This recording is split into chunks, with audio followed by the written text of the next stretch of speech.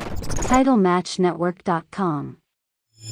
Welcome to another edition of the RF Video Shoot interview series. Today we're joined by none other than a true legend in the sport, a professional wrestler, Ken Patera. Thanks for being here today. You want me to tell a day? You want me to tell the fans out there, those beautiful people? You can tell them what day it is. Are you sure? I'm positive. I don't even know what day it is. It's May 2nd. May 2nd, That's right. 1989. The good old days. 1989, May 2nd. It's unbelievable. Hey, I quit drinking 10 weeks ago. I started at 311 pounds of solid muscle. I'm down to 277. Last time I calculated, that was 34-pound weight loss. And this Coors beer had nothing to do with it because this is the first time I've had a beer of any kind since I went on my diet. People say, hey, Patera, how do you lose all this weight so fast? I said, well, it's easy. When you're a hardcore alcoholic like myself, drinking 10, 12, 14, 18 beers a day, half a bottle of booze a day on top of that, add up the calories, 4,000, 5,000, 6,000 calories a day. When you eliminate that for, 8, 10, 12, 14 weeks, it makes sense, right? Right. And so I go on a no booze diet. Big B, OOZE, no booze diet. And the weight just falls off. My first question to you would be: we're going to talk about your wrestling, background, but before wrestling, you were a power lifter, and I wanted to ask you. No. I was an Olympic lifter. Right, you were. Olympic lifting is in the Olympics. Power lifting is bench press, deadlift, and squat, and it's an aggregate of 3 lifts. Olympic lifting, which I did, a lot of people call it power lifting, but it's confusing. Olympic lifting, when I competed, was a military press, the snatch, and the clean jerk. Now, since 1972,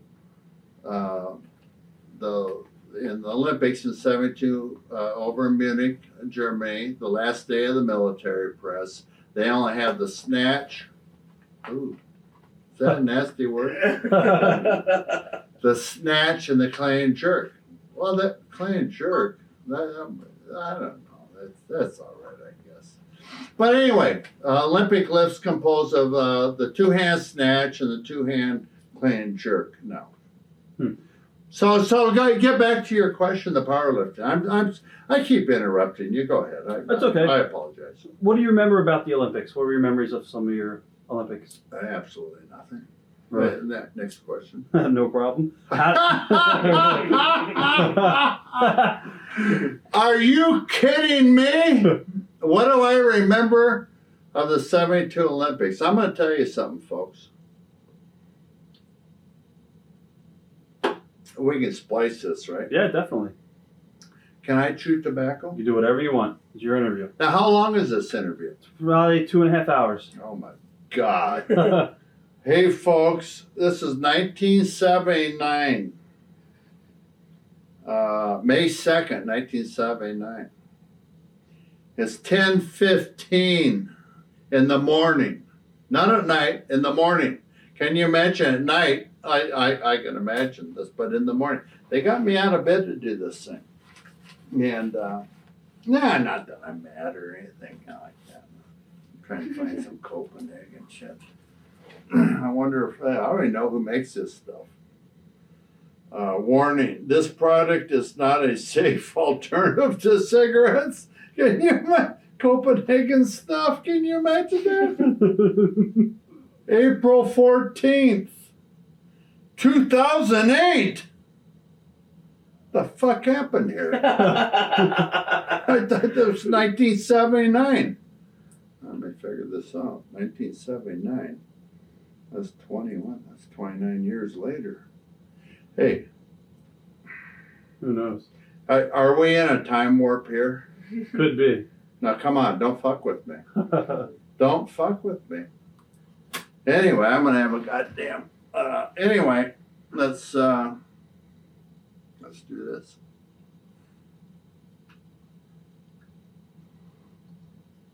Remember that halfback that used to play for the Dallas Cowboys? Yes.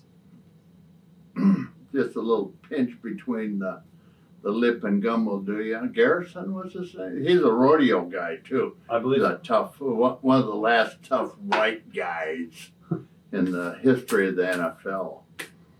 Well, I guess they're still. Bob Lilly was playing there. Right. Hey, who was the first middle linebacker for the Dallas Cowboys? 1960. Little trivia question. Yeah, I don't know that one. Jack Patera, my big brother. Wow. You knucklehead. You should have known. I should have known that Jesus one. Christ. Who was the first head coach of the Seattle To Seahawks? be honest, I wasn't really much of a football. My big brother, Jack Patera. Jesus.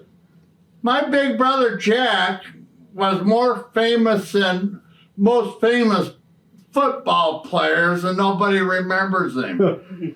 You know why they don't remember? Because he wasn't one of these jackoffs that went off and raped women, robbed convenience stores, drove his car 119 miles an hour down a one-way street in Atlanta. Yeah, like all these famous jerk-off NFL players now.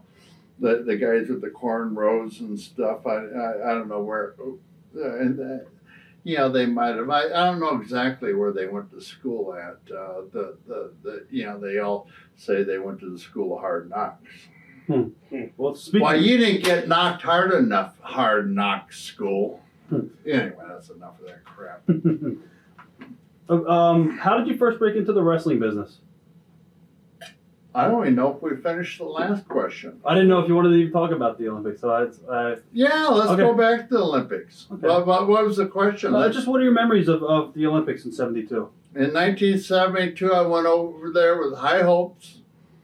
Myself and the big fat Russian guy, not that I wasn't fat, I mean, I didn't have a 32-inch waist or anything like that, But anyway, I weighed 322 pounds. I think he weighed 352 pounds. He outweighed me by 30 pounds, pal. But anyway, that has nothing to do with, once you get to the super heavyweight ranks.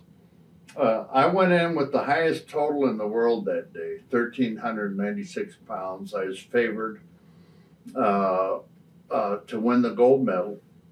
And then he set up a number, I think that was a little ahead of me, I'm not sure. But anyway, so the odds makers put us 50-50. It was either going to be Alexia from Russia or Patera from the United States. And so I get over to Munich, and workouts were going great. I was setting all kinds of world records in practice. I was smashing them. I think the military press record was 335 or 535. I was doing 552. That's recorded. That's documented by Bruce Wilhelm. Bruce Wilhelm, my buddy, never got in the wrestling business or anything like that. But he, for those that don't know Bruce Wilhelm, he won the world's strongest men contest in 1977, 1978. That was the first 2 years that we had. A good friend of mine from Long Island, New York, Harold Connolly. That was his brainchild. Harold was no slouch in his own. He was an Olympic gold medalist in the hammer throw at the Melbourne Olympics in 1956. Great guy. But anyway, Right. I could go on and on and on. This interview could turn into a 122-hour interview, but with just my ramblings. But anyway, so when I get over to Munich, everything was screwed up. It was typical fuck you American athletes. Where Mark Spitz is gonna spit in the swimming pool and win all these gold medals, and he did. He won 7 gold medals. God bless him. And there's really not much attention put towards the track and field guys or the Olympic guys. Like, I'm not going to blame the public school system on the black sprinters that didn't show up for this. They showed up an hour and a half or 2 hours late for the time trials in the 100-yard dash, so they got disqualified. I mean, they're supposed to show up like 1 o'clock or something. They showed up at 3 o'clock, and they said they couldn't figure out what time it was. But I mean, Right. let's get real. And so anyway, but there and Dwayne Bobbitt, the heavyweight boxer for the United States, he's going to win the gold medal. He knocked out Stevenson of Cuba the year before down in Cali, Colombia. That's where they sell all the cocaine, by the way. Right. I don't do cocaine. I'm too old for that. It's quite obvious. You can say I'm too old for that shit. But anyway, Dwayne Bobbitt knocked out Stevenson of Cuba down in Cali, Colombia in the bullfighting ring. And I know that for a fact because I was sitting in the audience. He dropped that Stevenson 2-3 times. And there's only 3 rounds in boxing in the Pan American Games and the Olympics. And I mean, Stevenson was looking to crawl under the canvas, He wanted to get out of that ring. Well, anyway, the next year in Munich, Germany, Dwayne Bobbitt from Minnesota, he fought the Russian. Well, the Russian popped him so bad. He had an eye that was about 2 inches out. He was wearing the sunglasses like that to cover up that black eye. I mean, it was a black eye. That thing was out like a softball. He had to fight Stevenson 2 days later. Stevenson took advantage of it and beat him to a pulp. TitleMatchNetwork.com